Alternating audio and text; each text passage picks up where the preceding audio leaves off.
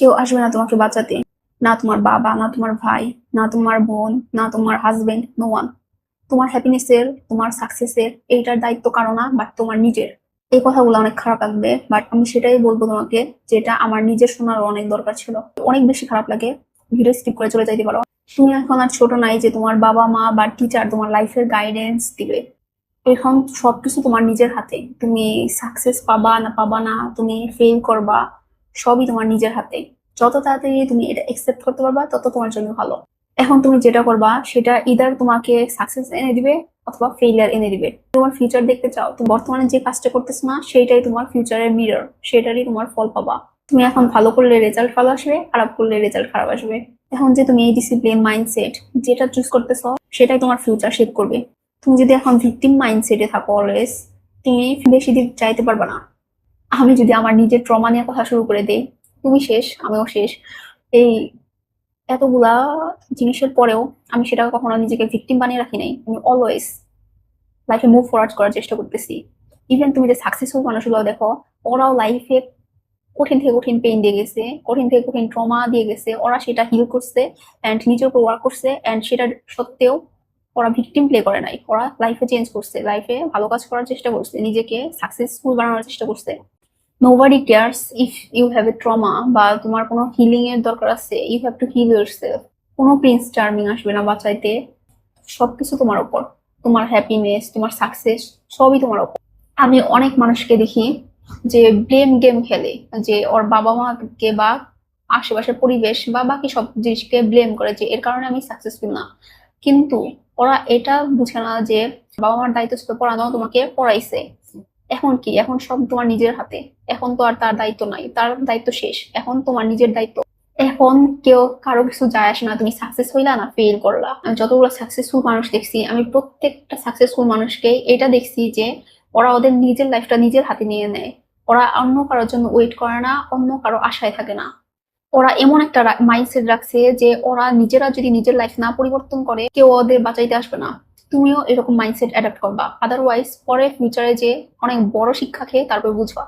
সেই শিক্ষা যেন না খেতে হয়, এর কারণে আমি এগুলো বলতেছি।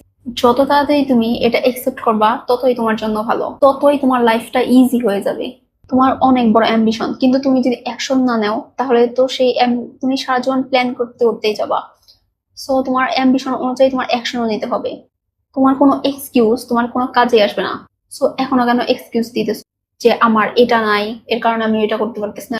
যত সাকসেসফুল মানুষ দেখো তারা সবাই একদম জিরো থেকে স্টার্ট করছে। তাদের জাস্ট একটা প্ল্যান ছিল, মাইন্ডসেট ছিল, সেগুলো নিয়ে জিরো থেকে স্টার্ট করে ওরা সাকসেসফুল হয়েছে। ওরা গিভ আপ করে নাই, ওরা ভিকটিম প্লে করে নাই, ওরা ব্লেম গেম খেলে নাই। তুমি তোমার কাছে কি আছে বা কি নাই এগুলো দেখতে দেখতে তোমার কাছে যেগুলো আছে সেগুলো তুমি ইগনোর করতেছো। তোমার কি কি অ্যাডভান্টেজ আছে সেগুলো খুঁজে বের করো, ইনস্টেড অফ থিঙ্কিং তোমার কাছে কি নাই।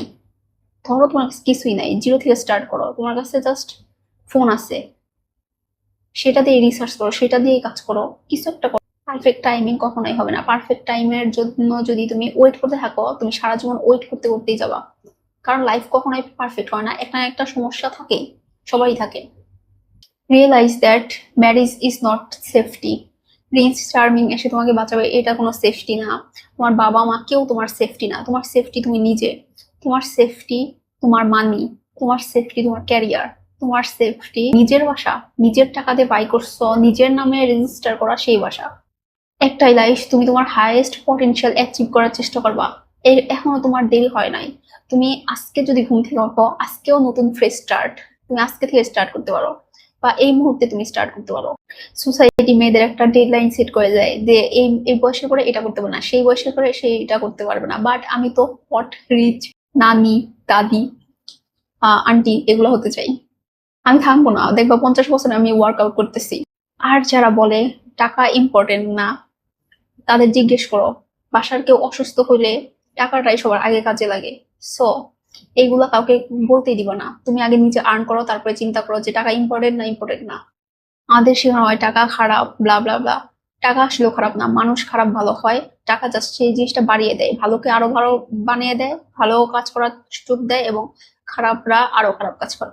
Money is just a tool. I hope এই ভিডিও দেখার পর তোমার কিছু রিয়েলাইজ হয়েছে। এখন এটা তোমার লাইফ, সবকিছু তোমার হাতে। এখন তুমি ডিসাইড করবা।